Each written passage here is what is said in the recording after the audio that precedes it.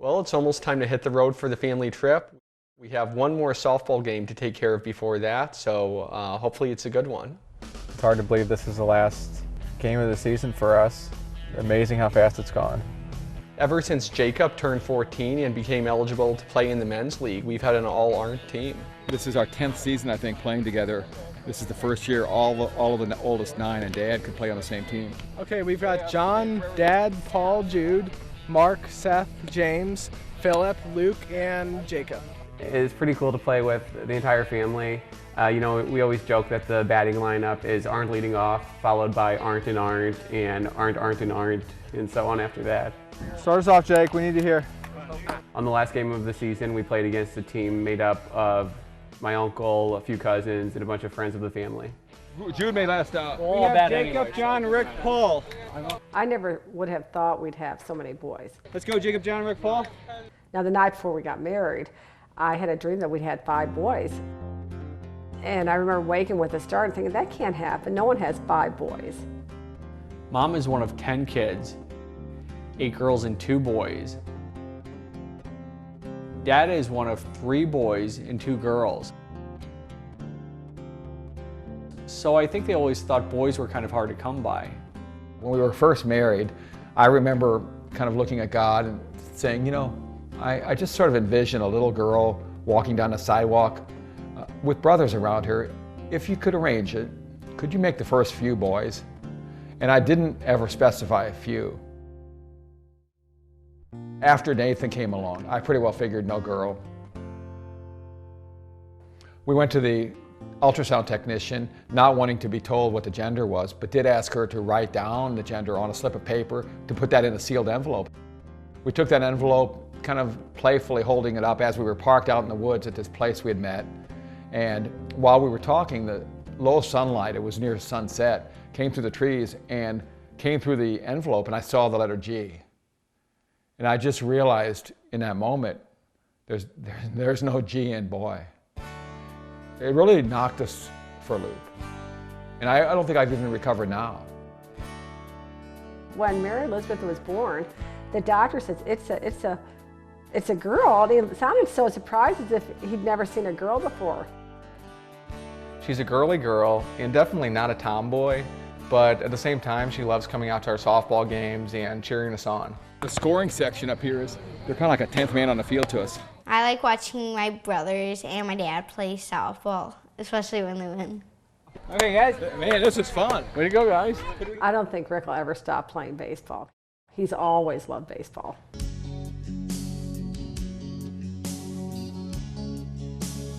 Age hasn't really seemed to hit him yet. I mean, he just keeps, he's playing like he's 20 years old. They haven't traded me yet. Until I get bumped by one of the guys, I'm still playing shortstop. My secret goal is to be there until David is old enough to play. I'll be 61 then. I think he'll be playing until he can't play.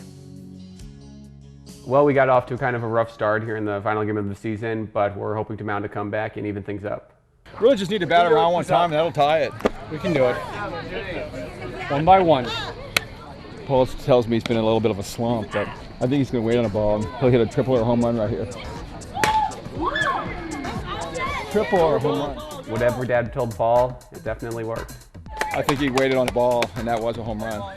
Suddenly, everyone just boom, boom, boom, just hit after hit after hit. I think Paul and Luke had back-to-back home runs. There you go! And then we were right back in the game. Thanks. All right. Bash Brothers. We need it. When the dust finally settled, we had scored 12 runs and we had a 3-run lead.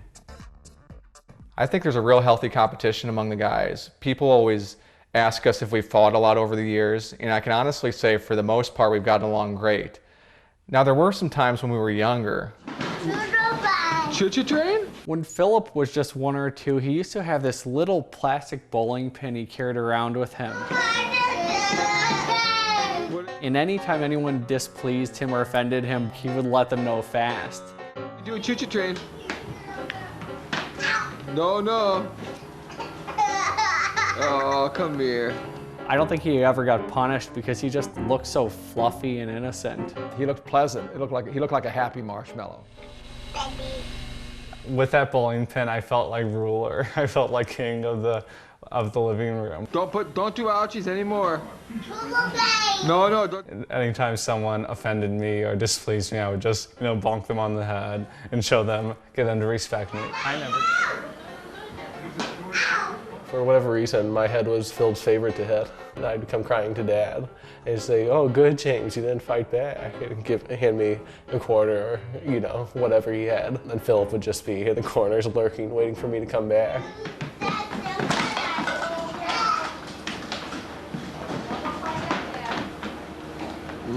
Uh-oh, I better help. I was the one holding the camera, and I was so proud of James for not retaliating that I probably missed the obvious that he was getting clubbed over and over and over again. I've since apologized to James. I never apologized for it. Maybe I should. I like to take this moment to apologize to James for bopping him on the head with my bowling pin. If there's anything I can do to make it up to you, just please let me know. Run out. With just a few outs to go in the game, we were trying to hold on to our small lead. Okay, 3 more outs and we win it, guys. 3 more outs, you guys. Let's do it. But the other team had some plans.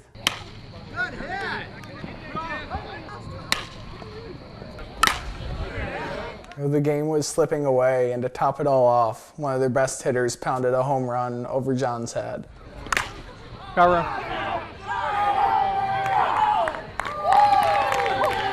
That home run did it. They won by a run. Final score, 19-18. Well, that ends the 08 season. We'll get on vacation, and then we'll start the training and be out here another 6 months from now. Before we go on a trip, we always make sure we have the lawn taken care of. We get the trailer packed and have all the kids with fresh haircuts.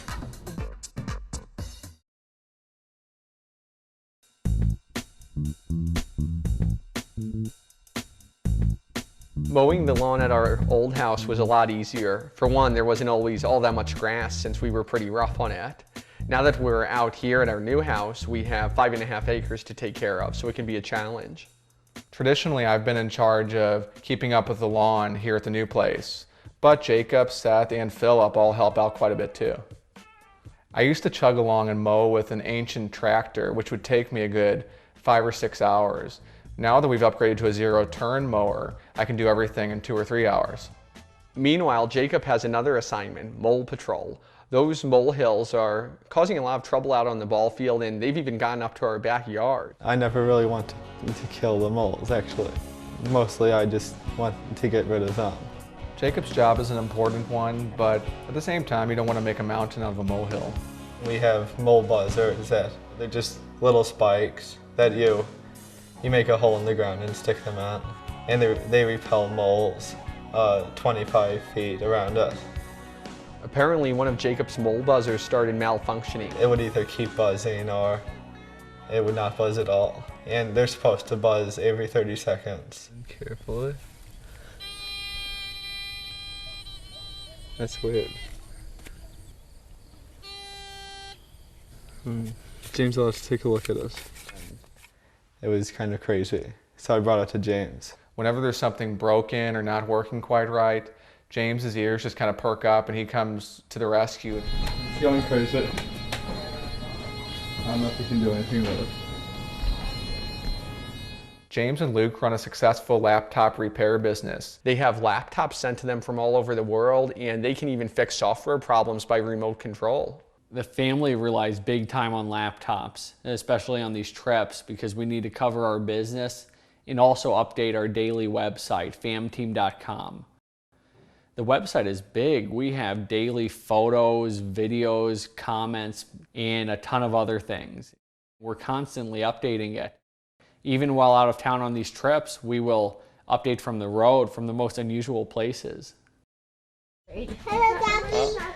We're 3 days from blast off on the trip, and I know this is our last chance for haircuts for quite a while, so we're doing haircuts before we leave on this trip, so that this ought to last us through the vacation. Come here, buddy. Yeah, what comes first, E or C? When we get haircuts, we bring our school books along so we can get something finished while we're there. Today's Peter is learning how to use a dictionary, and so I'm giving him words to look up. Well, while waiting, I do school. Because it's between this page and this page, we know that. Like, I break a couple blocks, and then I got school for now until we get home. This time the word he's looking up is diction. Because I knew dictionary, he knew how to spell diction, but he doesn't know what it means, and now we're going to find out. I'm glad that kids bring their school books along. We get something finished while we're waiting, and we have that much more time to play later. Is that short enough, Mama? He looks very handsome. David, you like haircuts? Yeah, you hold it still like a statue. Yeah. I'll hold it. I'll hold your place. David, Peter, you want to get your suckers? You want a mint? So what did you guys say? Did you say thank you? It's always good to get the haircuts taken care of so I can go on to the next thing on my list to get ready for the trip.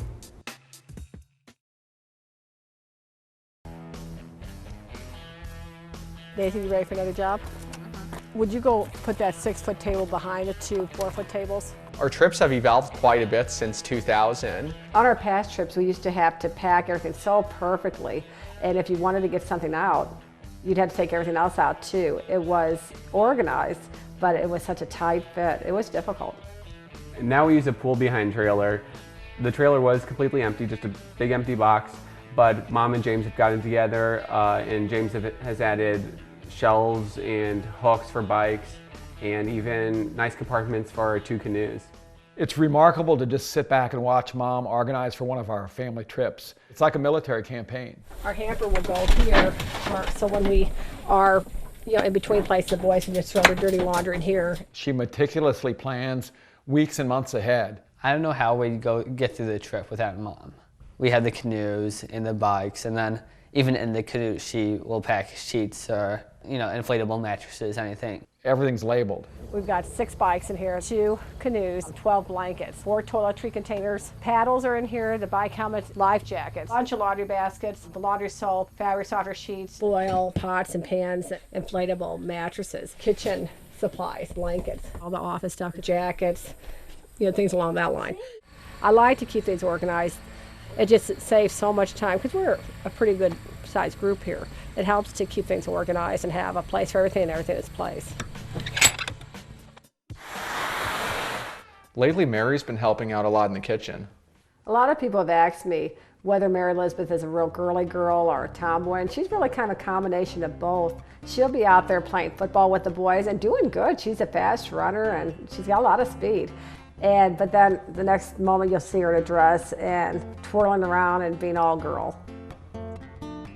Just by reality, she has to wait in line like everyone else, and she has to, go through the school of hard knocks. You have to actually wait your turn to talk. You can't interrupt. You're not going to be spoiled. On the other hand, she is obviously the princess of the family, and everybody does honor her and Mom as the 2, females of the family. So it's a beautiful balance, and I think it keeps her balanced. Since Mom and Dad keep Mary in check with her chores so well, I think some of the other guys can tend to be a little lenient with her or maybe a little too protective. Just ask Jacob about that one. I think I was washing dishes and I was kind of teasing Wizzy with the towel. I think I was whipping her with a dish towel, just kind of playfully. Mary came and told me what happened, so I warned Jacob, if you do this again, I'm going to take you and throw you in the pond. And I didn't stop. I kept doing it. A few minutes later, I was informed that Jacob had indeed snapped Mary with the towel again. Well, we had no choice but to hunt the criminal down. Paul finally got a posse together. We subpoenaed Jacob for trial on the dock. He was given a speedy trial, and to help speed things along, we only let the prosecution speak. He was found guilty, was sentenced, and the sentence was carried out without hesitation. After Jacob was thrown into the pond, I felt kind of bad since I kind of dared him to stamp me with a towel. So I guess it's kind of my fault too. From the moment she was born, we began taking applications for potential suitors. We figured that we could monitor those lads as they progressed through life and then call them in at about the age 24 for a series of interviews and medical tests. And that process is underway now. Whoever's really interested in Mary Elizabeth is going to have to be really brave or really dumb. I don't mind being protected because if there's ever a guy that isn't good for me, my brothers and my dad will take care of him. 2 o'clock now, and we'll be waking up in just a few hours. The night before leaving on a trip is always very hectic. You always think that you're forgetting something. I don't know where those are. At some point, you just have to kind of let it all go and just try to get a good night's sleep.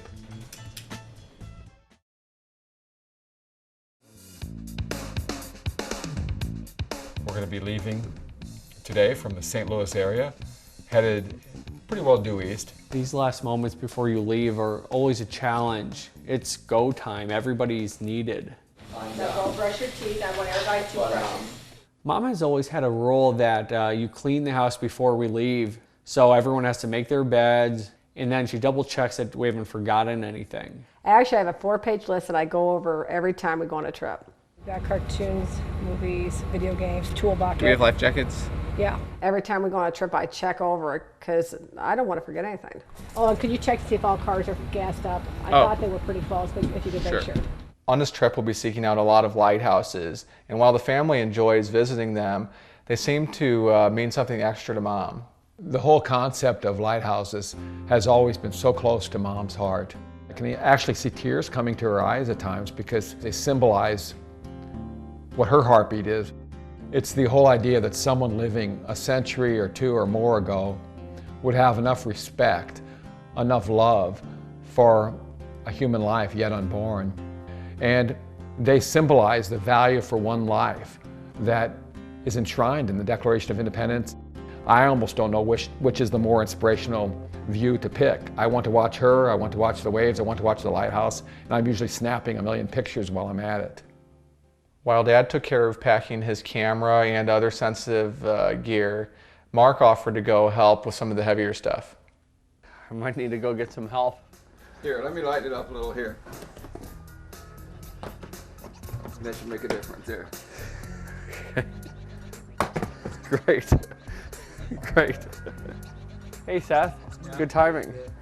How would you like half a tub? Sounds good. It's Dad's, and he brought everything that is, was, or ever will be. Watch out for the scale. I got it. Don't lift with your back, lift with your hand. We brought this, but it was full of 100-pound weights, I think.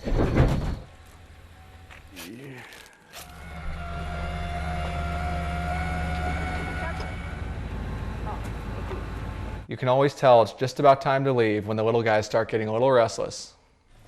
Mom and I have to take naps if I don't want to. Can you give me 12 buckets of peanuts then? One of the biggest tricks in taking a long trip with kids is to keep them entertained and happy.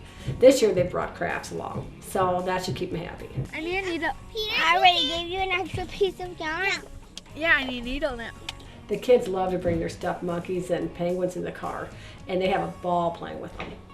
Well, I play with the monkeys, but we usually like the monkey party, yeah, penguin party. Oh yeah, we'd kind of have parties with them. We just kind of play with them. We'd pretend they'd talk to each other. Hey Philip, get your walkie-talkie on. Turn it on. You guys have a walkie-talkie? Yeah. Okay, well, Paul, just the turn it on. walkie-talkie. Yeah, just turn it on. Yeah, it's about time to go, and we'll be heading almost due east on 64. My ultimate goal for Mom is to get there to Maine in daylight so she can see the Maine coast. Well, it's a beautiful day for driving, so I can't wait to get on the road. Okay. We're going to officially play Mom's favorite song, Give Thanks. It's kind of our official shoving off for a trip song. So everybody say goodbye to the house. Well, these trips are always a lot of hard work, and it takes everybody, but they're always worth it. Everybody set your odometers on 0. I feel so grateful that we get to go on this trip. I just pinch myself that we're going and we're all going together. Every time we shove off, to me, as a writer, it reminds me of having a blank book, all these white pages with nothing written in them. I wonder, what kind of story will this be?